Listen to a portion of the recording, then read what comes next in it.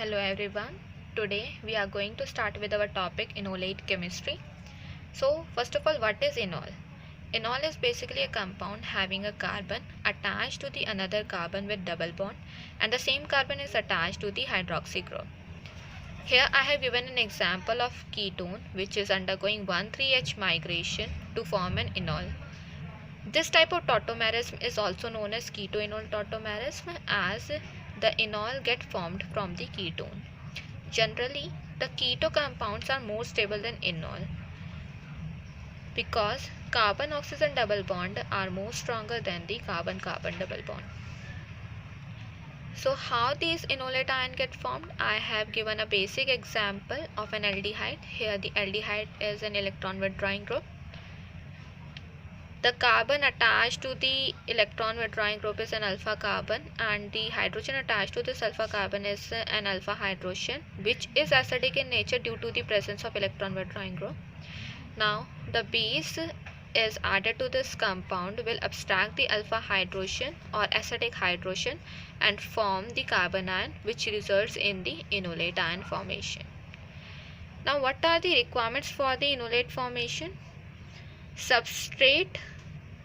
In the substrate, the adjacent carbon to the electron withdrawing group should have alpha hydrogen, which is acidic in nature. That means if the adjacent carbon will not have any alpha hydrogen, then there will be no carbon ion formation as an intermediate, so there will be no enolate formation. The second one is reagent. Base can be used as a reagent. The base abstract the hydrogen to form the carbon ion as an intermediate, which results in the formation of the enolate. Now the base can be of two types. The base can act as a nucleophile. Example are hydroxy group, alkoxide group, alkyl lithium, Grignard reagent. It cannot act as a nucleophile as well. The examples are no sodium hydride, potassium hydride, etc.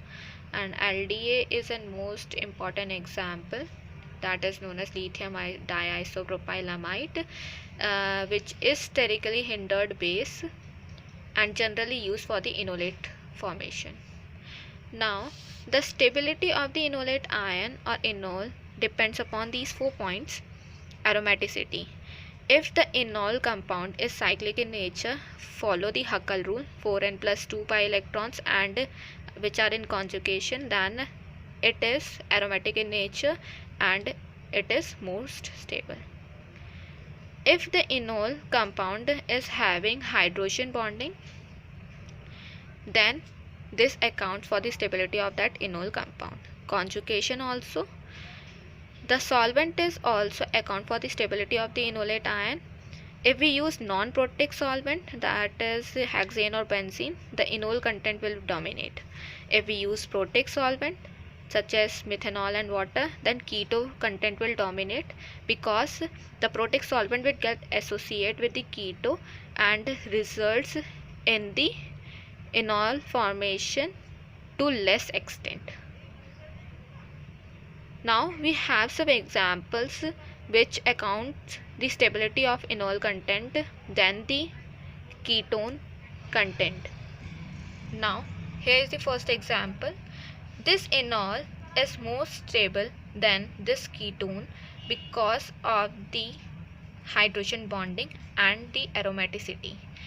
As this enol is aromatic in nature and the hydrogen bonding is there, that is why these two reasons account for the stability of this enol than this ketone. The second one is diketone, which results in dihydroxy compound. In this, there is hydrogen bonding and conjugation pi sigma pi sigma pi. The alternate pi bonds are there, so hence the conjugation is there. These two reasons accounts for the stability of this enol content. And here also in this these two keto groups have repulsion in between them, so which makes them less stable than this enol. The third one is I have given an example. if we add a base to this diketone compound, we have four possibilities: A, B, C and D. Here the A, there is a conjugation sigma pi. In B also there is a conjugation sigma pi, but here is a cross conjugation also. Okay, and this third one there is no conjugation. Here also there is a conjugation sigma pi.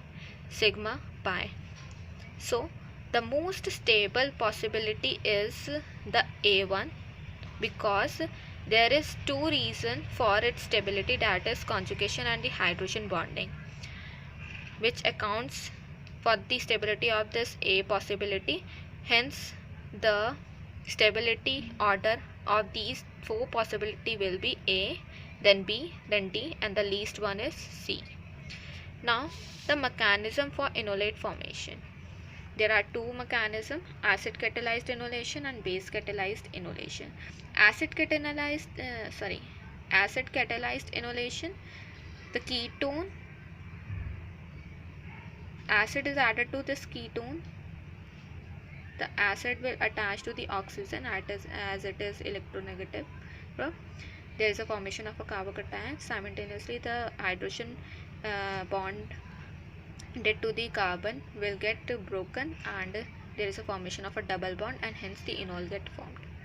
In base catalyzed enolation, the base will abstract the alpha hydrogen that is acidic in nature and form the carbon ion, and the carbon ion results in the formation of the enolate ion. This was all about the enolate ion or enol. Thank you for watching this video.